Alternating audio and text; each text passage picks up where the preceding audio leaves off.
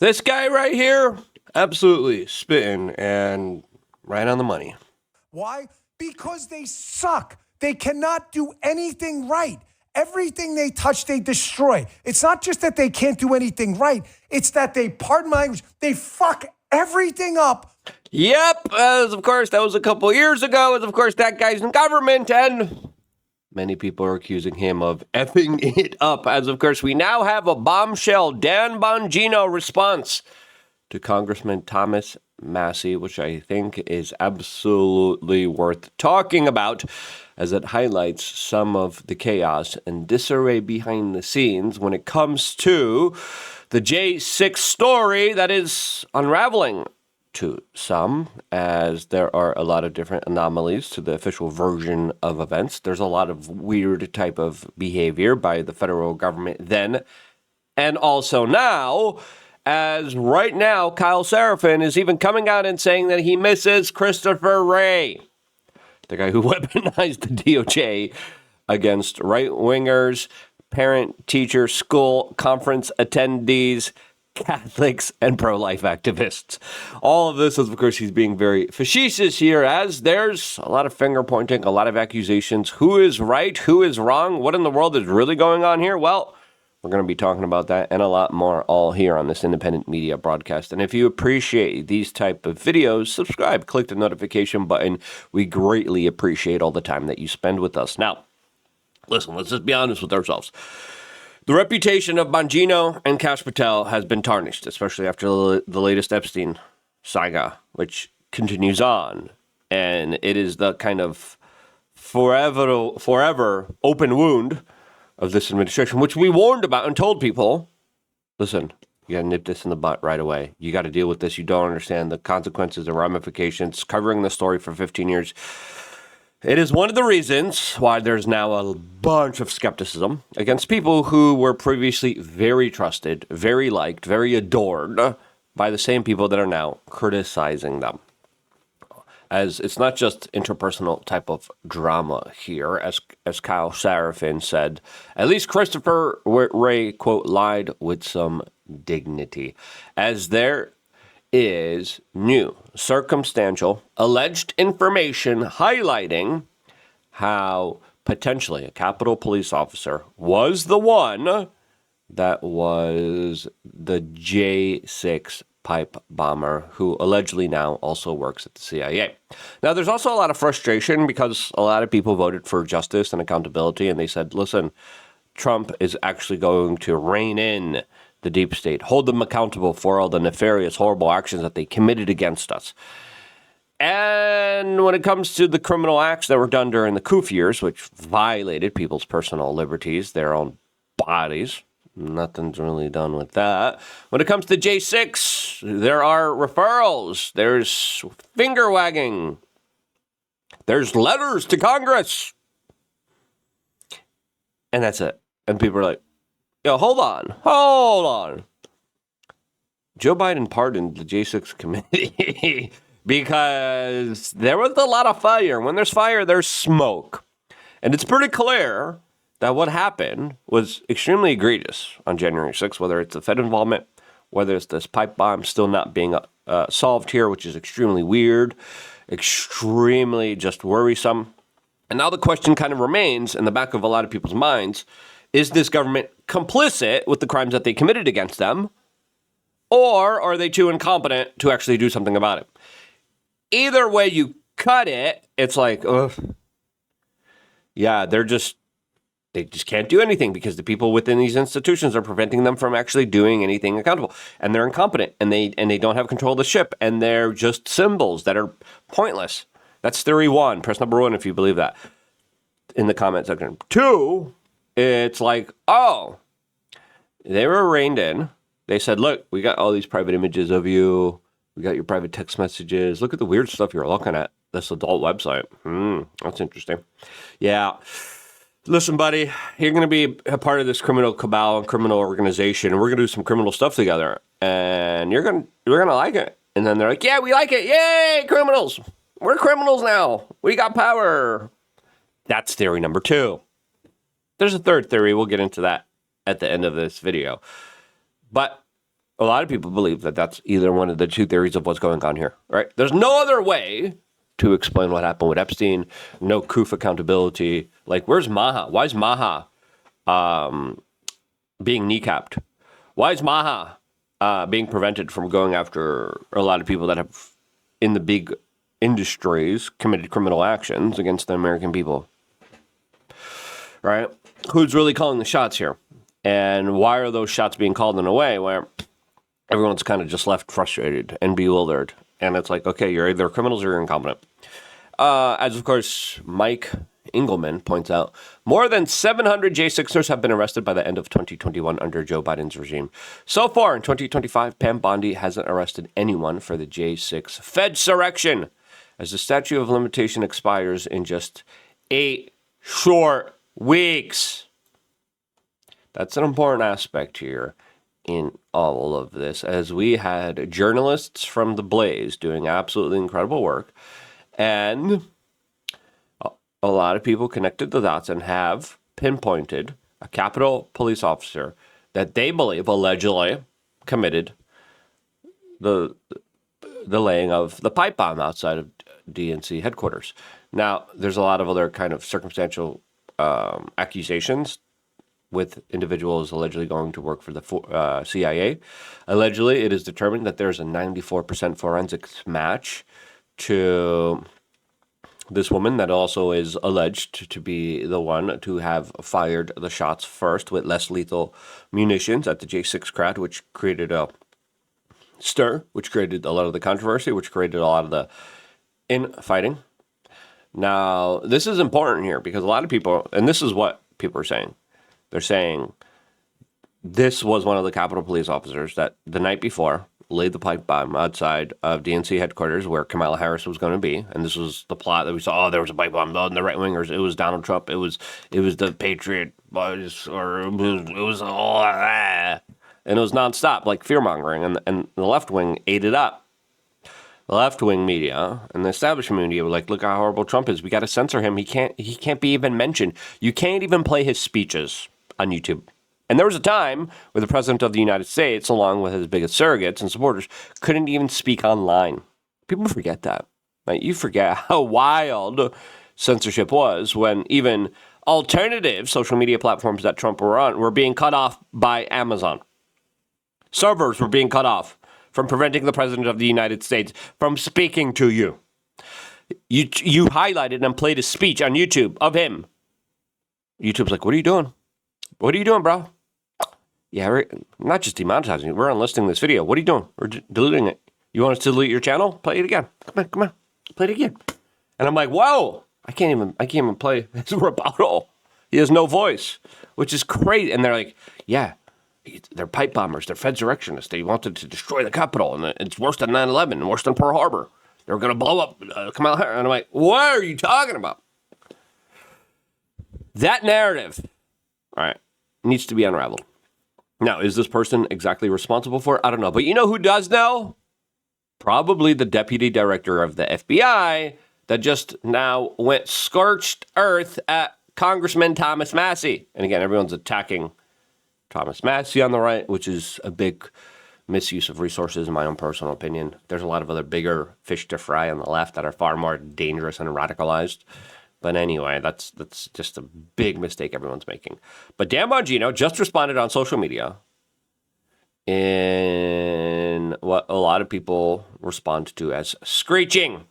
Now, this is after there is a whistleblower, allegedly, that has come out and said that the FBI has halted the pipe bomb surveillance before January 6th. As the whistleblower disclosed that FBI agents tracked the pipe bomber but ceased surveillance just before the Capitol riot, which is interesting here, as, of course, Thomas Massie has come out, and Dan Bongino now just posted phone calls between Thomas Massie and Dan Bongino.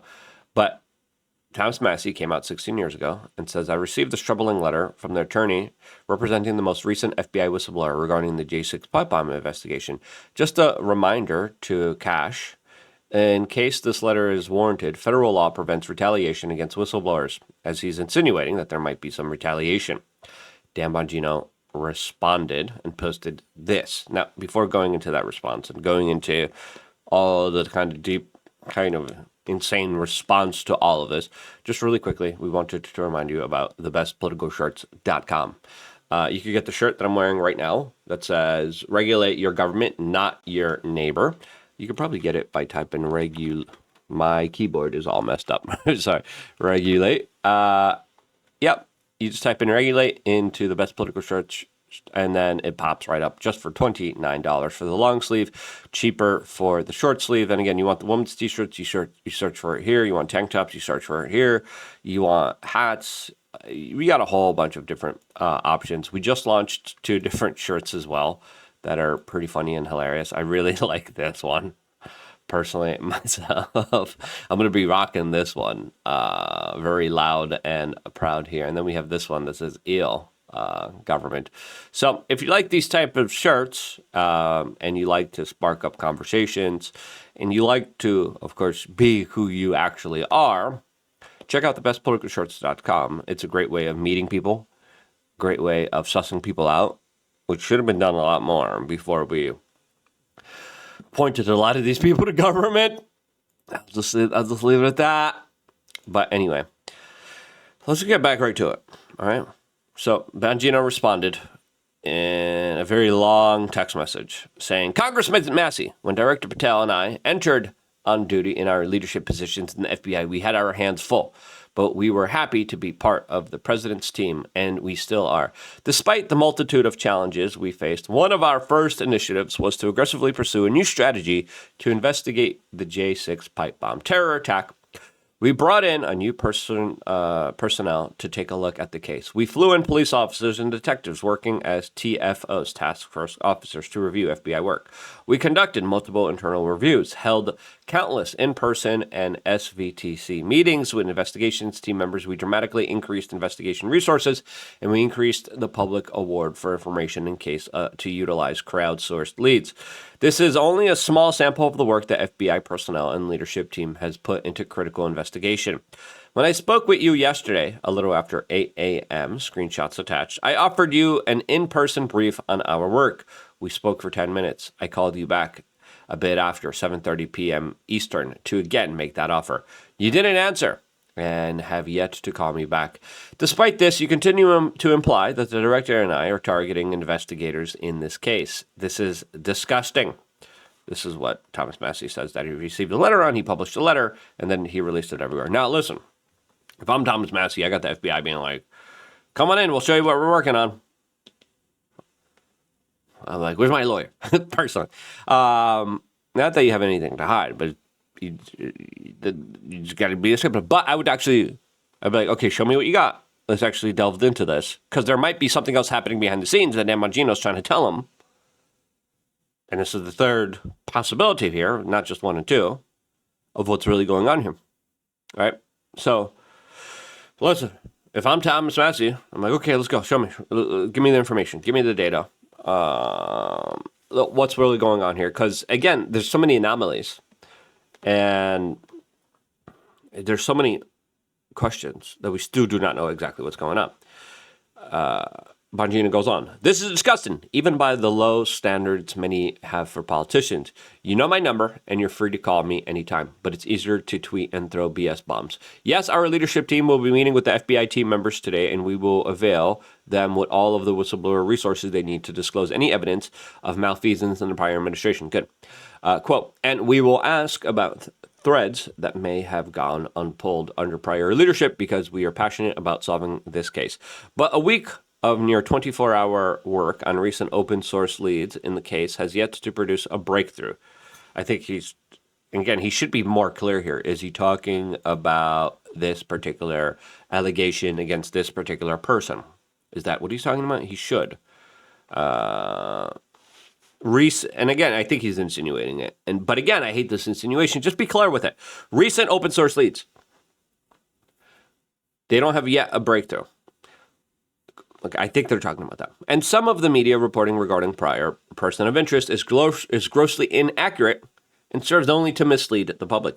I proudly serve in this administration, and I proudly work with Director Patel to reform and advance the crime-fighting and national security mission of the FBI. We would love to have you as a partner in this mission rather than a dog barking behind a fence. Now listen, I think it's in the interest of these people to meet, to have a conversation, but I think it's also in the best interest of these people, especially Dan Bongino, to get his messaging right and to be a little bit more concise. Because are you just saying that this is fake news? Are you saying this is not true? And again, this is why I always said allegedly, right? Because there could be a lot of lawsuits here, right? Now, is this person working at the FBI? There's a lot of circumstantial proof. Doesn't mean, a 94% forensic match. I don't know the exact kind of possibility of that. There's still that 6%, right? So what's really going on here? I do not know. I just wish the FBI was a little bit more clear. And when they said, hey, yeah, we're looking into what the Blaze reported on, and so far we don't have any conclusion. We don't think it's correct, right? But again, they're still going through it, so we'll wait. But I'm just tired and sick of waiting. Like when you're told wait and trust us from people that have lied to you about the Epstein stuff, you're like, yeah, okay, and that's the truth, right? At Being Libertarian says, the trust in U.S. intelligence agency is worse than gas station sushi. Massie has been ringing the alarm on the issue for months, but Trump doesn't want him to get a win. That's disgusting. Well, Thomas Massie should meet with Dan Bongino. To be completely frank, meet with him. See what he's got. Let's get into it. Let's delve into the weeds. Let's get a third eye and the third head. A third brain in all of this. Philip A. Kennedy says, Bongino wants to figure out how much Massie knows, so the Bureau and spin its lies accordingly. Clearly, a suspect will be much more difficult otherwise. That's also what some people are saying. Kyle Seraphin, who has been a critic of this administration and this FBI, says the text version of scream crying, just like the call you and Cash had with the team in Utah. Just perfect. As again, Kyle Seraphin has his sources with his ears to the ground here. Now, again, previously, Bongino had some interesting things to say, but this is a while ago, about Steve Baker. Steve Baker is the one who kind of broke this story. All right, and a lot of people believe it's legitimate. Some people are saying, wait, hold on. There's still 6% chance that it might not be, right? So again, it's important to be intellectually honest here, but this is what Bongino previously had to say about Steve Baker. You know, I was highlighting a reporter at the Blaze over the past few weeks. His name is Steve Baker. He's been ripping the covers off this January 6th bomber case with Kamala Harris. A lot of the videos I've showed you about the infamous bombing case that nobody wants to talk about. Yeah, so Bongino knows what's up, and he has contacts with Steve Baker. So you would think that this stuff would get acted on, but again, we have no statements from the FBI, and that's the weird part. It's like, trust us, sit down, we got this. And I'm like, it doesn't work anymore. Like, you had that currency in the beginning of this administration before the Epstein stuff. You had that ability to say, trust us. And me in the cornering were even saying when we were doing a video, all right, fine. Let's give them some time. And we even said, we'll give them till the summer. They said, shut up, trust us. Epstein stuff, we'll release it, trust us. It's coming any day now. This is why people are like, shut up, trust us. Is like, yeah, we heard that one before. And listen, that's the truth. Whether you like to hear it or not, that's the truth. And again, this video posted 2024, by the way, just for clear correction. This is not a recent thing, but it shows you the mind of Dan Bongino, who is now the deputy director of the FBI, talking about Steve Baker that broke the story from the Blaze that has been talking about this for quite a long time. But Steve Baker, Julie Kelly, Darren Beatty, and a few others. Folks, Steve Baker has been now arrested by the FBI. Jim's shaking his head because it's almost hard to believe how much of a police state we live in right now. They used to hide this stuff and disguise it. They don't even hide it, disguise it, or even deny it anymore. Steve Baker is a journalist at the Blaze. He is clearly yet another political prisoner in the state. He was locked up today by the FBI, and I suspect it has a lot to do with the fact that he was exposing the fake bomb plot on January 6th to take out Kamala Harris at the DNC. Go to his Twitter profile and take a look. You'll be disgusted. The police state is just metastasizing. Yep, he's not wrong. But where are we now? What's going on? I think we need more clear statements. We can't be told, trust us. We got to be told. Listen, if this Steve Baker reporting isn't accurate, I think we need to be told it's not accurate, especially to prevent people from being sued and destroyed with their livelihoods, right? And yeah, this is why, even from the very beginning, I'm like, there could be a lot of lawsuits from this. Allegedly, people are saying is what I've been reporting on, because that's exactly what we need to say here. Because a lot of other people are like, it's 100% proof. We got this. We know it's certain. And I'm like, okay, hold on there. Hold on. The official way to prove this is with the FBI, but now the FBI is saying, trust us. And I'm like, and it looks like Bongino just made a statement kind of referring maybe to this case, saying, no, it's not legitimate. There's no leads here. We got nothing from this. Again, a lot of this just ties back to Epstein, whether people like it or not. Regardless of that. Thank you so much for supporting independent media. Thank you so much for getting a t-shirt, speaking out, and being a brave, bold individual. I wouldn't be here if it wasn't for you guys doing that. And this is why I love you guys. Stay tuned for more. All here exclusively on youtube.com/WeAreChange.